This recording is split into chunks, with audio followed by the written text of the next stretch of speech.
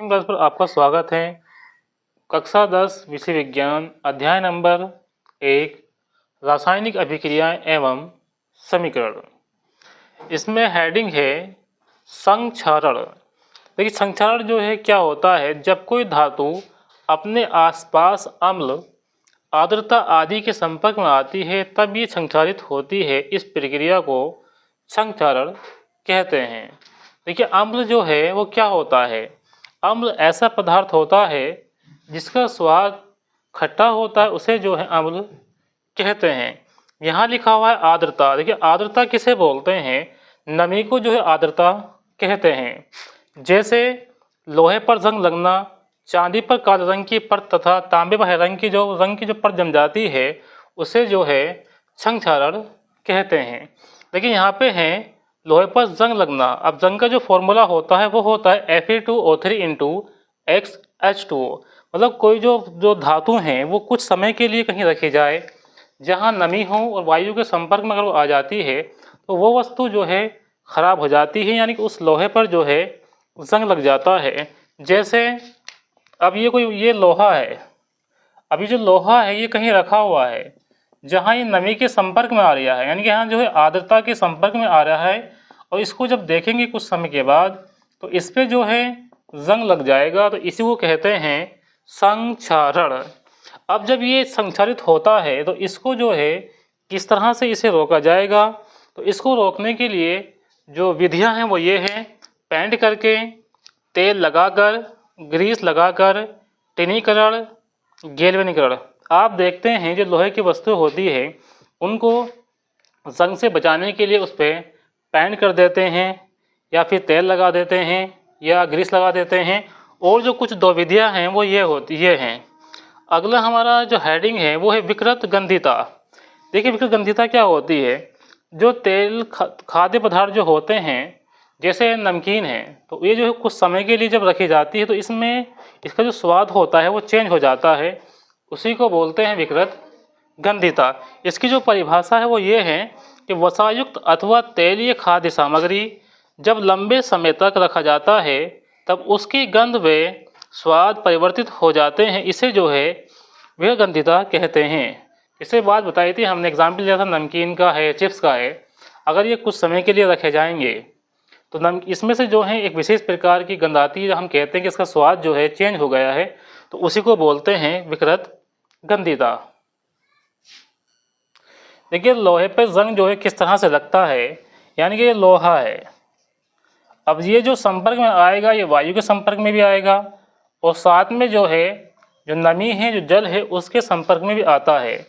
अब इसे संपर्क में आने के बाद क्या होता है, इस पर जो है जंग लग जाता है और जंग का जो फॉर्मूला हमने लिखा है वो ये लिखा है Fe2O3 इंटू XH2O। तो यहाँ ये बन जाएगा Fe2O3 इंटू XH2O। लेकिन अभी जो है ये समीकरण जो है बैलेंस नहीं हुई है। अब देखिए इसको हम बैलेंस किस तरह से करेंगे, यहाँ पे जो O है वो 3 है और एक O जो यहाँ है। देखिए जो H2 वाला जो पार्ट है वाला, ये तो यहाँ से जो है पूरा है, लेकिन यहाँ हम देखेंगे यहाँ जो आयरन कितने हैं, वो आयरन जो है वो कितने हैं, यहाँ 2 हो जाएंगे। अब यहाँ जो ऑक्सीजन है यहाँ कितने हैं, 3 है और यहाँ कितनी है, 2 है। तो इसको जो है बैलेंस करने के, देखिए यहाँ जो हमें X लगाना पड़ेगा क्योंकि यहाँ XH2O है। अब इसको ऑक्सीजन O को बैलेंस करने के लिए यहाँ हम लिखेंगे 3/2। अब देखिए इस 2 से 2 कट जाएगा तो यहाँ 3 हो जाएगा। इस तरह से जो है हमारी जो समीकरण है ये बैलेंस हो जाती है और जंग का जो फॉर्मूला है ये वाला, ये जो फॉर्मूला है ये बन जाता है। समीकरण को संतुलित करना, देखिए समीकरण को किस तरह से बैलेंस किया जाएगा वो सीखेंगे। तो यहाँ हमने लिखा है Na2SO4, इसका नाम हो जाएगा सोडियम सल्फेट, प्लस ये हो जाएगा बेरियम क्लोराइड। देखिए पहले तो हम इसको पूरा करेंगे किस तरह से ये जो है पूरा हो पाएगा। देखिए सोडियम पे जो है प्लस का 1 चार्ज होता है, सल्फेट माइनस के 2 चार्ज होते हैं और बेरियम पे भी प्लस के 2 चार्ज होते हैं और क्लोराइड पे जो है माइनस का 1 चार्ज होता है। अब देखिए इसको जो है किस तरह से यहाँ जो है पूरा किया जाएगा। अब यहाँ से अब ये जो सल्फेट है उस सल्फेट के साथ जो है यहाँ से ये बन जाएगा बेरियम, तो ये बन जाएगा बेरियम सल्फाइड, प्लस लगा देंगे। अब क्या बचा, यहाँ सोडियम बचा और यहाँ बचा क्लोरीन, यहाँ बचा Cl, तो ये बन जाएगा NaCl। लेकिन इसको जो समीकरण को जो है किस तरह से जो है संतुलित किया जाएगा, ये हमें करना है। अब देखिए यहाँ पे सोडियम कितने हैं, 2 है, तो इस सोडियम को 2 करने के लिए यहाँ से जो है 2 से गुणा कर देंगे। अब यहाँ देखिए जो क्लोरीन है, जो Cl जो है वो कितना हो गए, 2 हो गए। यहाँ कितने Cl 2 हो गए, यानी कि सोडियम भी बैलेंस है और Cl भी बैलेंस है। अब देखते हैं SO4 एक है, यहाँ भी एक है, और यहाँ जो बेरियम है ये भी कितना है, एक है। यानी कि ये जो समीकरण है ये बैलेंस हो जाती है। अब देखिए नेक्स्ट समीकरण को हम देखेंगे, यहाँ है PbNO3 का होल ट्वाइस, इसका नाम हो जाएगा लेड नाइट्रेट प्लस यहाँ लिखेंगे पोटेशियम आयोडाइड।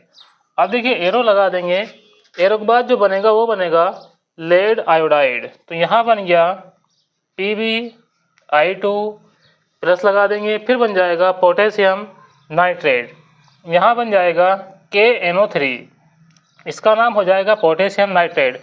अब देखिए इसको जो है किस तरह से बैलेंस किया जाएगा। यहाँ हमने देखा यहाँ I कितनी है, 2 है, यहाँ कितने I है, 1 है, तो इसको 2 करने के लिए फिर क्या करेंगे, यहाँ जो है 2 से गुणा कर देंगे। यहाँ 2 से गुणा करने के बाद जो I है वो तो बैलेंस हो जाता है, लेकिन जो K है वो यहाँ 2 हो जाता है और K यहाँ कितना रहता है, 1 रहता है। अब इसको K को भी पूरा करेंगे, तो K को पूरा करने के लिए यहाँ जो है 2 से गुणा कर देते हैं। देखिए ये K पोटेशियम भी बैलेंस हो जाता है और जो I है, आयोडीन है, ये भी बैलेंस हो जाता है। अब देखिए क्या बचता है, अब यहाँ बचता है लेड। यहाँ लेड की संख्या कितनी है, 1, यहाँ लेड की संख्या कितनी है, 1, यानी कि लेड भी बैलेंस हो गया। अभी जो NO3 है, यहाँ देखिए संख्या इसकी कितनी है, क्योंकि यहाँ ब्रैकेट के बाहर कितना 2 लगा हुआ है, तो यानी कि नाइट्रेट की संख्या NO3 की ये भी 2 है, और यहाँ NO3 की संख्या जो है 1 है, लेकिन 1 नहीं है, क्योंकि यहाँ 2 से गुणा होने के बाद इस नाइट्रेट की संख्या जो है 2 हो जाती है। यानी कि इस तरह से जो है ये वाली जो समीकरण है ये भी बैलेंस हो जाती है। देखिए अब समीकरण लिखते हैं दूसरे वाली, यहाँ लिखेंगे हम HNO3, इसका नाम हो जाएगा नाइट्रिक अम्ल, प्लस ये हो जाएगा कैल्शियम हाइड्रोक्साइड।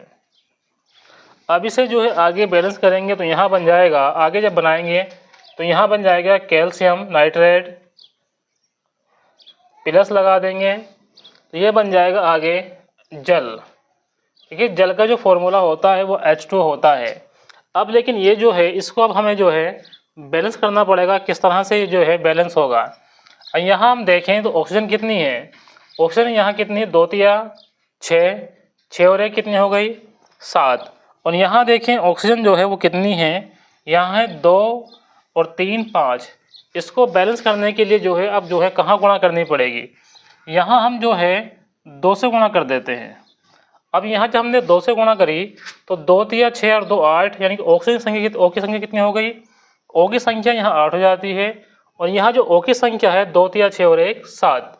अब देखिए O अभी बैलेंस नहीं हुआ, अगर हम O यहाँ 2 से गुणा कर देते हैं तो आप गिनती करते हैं O की संख्या कितनी हो जाएगी, 2 तिया 6 और 2 8, यहाँ कितनी है 2 तिया 3 दूनी 6 और 2 8, यानी कि जो O है वो तो बैलेंस हमारा हो जाता है। अब देखते हैं N के बाद, नाइट्रोजन के बाद देखते हैं।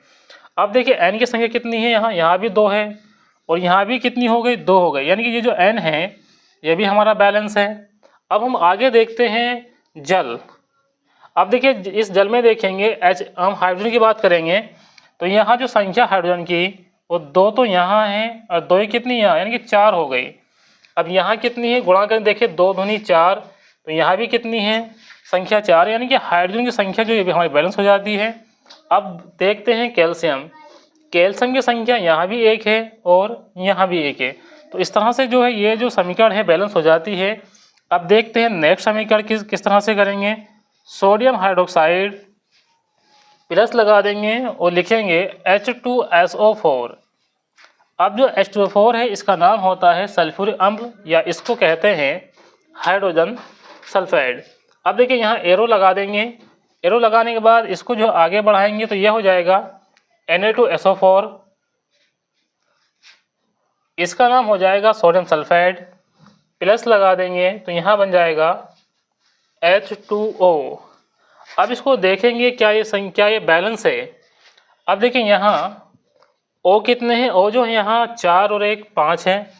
यहाँ कितने, यहाँ भी O 4 और 1 5 है, यानी O भी बैलेंस है। अब S के देखेंगे, S कितना, यहाँ 1 है, यहाँ भी 1 S है, तो ये भी बैलेंस है।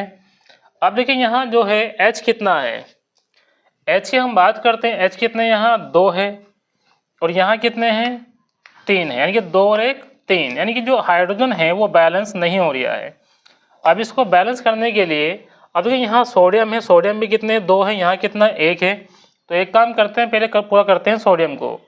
अब सोडियम 2 लाने के लिए यहाँ जो है 2 से गुणा कर देंगे। जब यहाँ 2 से गुणा कर दें तो जो संख्या है O की भी 2 हो जाएगी और जो H है उसकी भी संख्या कितनी हो जाएगी, 2 हो जाएगी। अब यहाँ देखिए सोडियम कितना हो गए, 2 हो गए, यहाँ कितना हो गए, 2 हो गए। अब देखिए यहाँ SO4 जो है पूरा वो एक ही है, यहाँ भी कितना है, एक ही है, ठीक है। अब आगे देखते हैं, यहाँ H की बात, H देखते हैं कितना हो जाएगा। अब H कितने हैं, यहाँ 2 है और 2 ही कितने हैं, O है इसमें। लेकिन यहाँ हमने देखा यहाँ H की संख्या तो 2 है, लेकिन O की संख्या कितनी है, वो 1 है। तो इसको बैलेंस करने के लिए अब हम जो गुणा करेंगे वो हम देखेंगे। देखिए यहाँ पे कितनी H है, 2 यहाँ है और 2 ही यहाँ है, तो यहाँ 4 हो गए। अगर हम इसको 2 से गुणा कर देंगे तो H की संख्या तो 4 हो गई और O की जो संख्या थी वो 2 यहाँ थी, तो 2 यहाँ हो गई, यहाँ हो गई, 2 ही कम 2। इस तरह से जो है ये भी बैलेंस हो जाता है।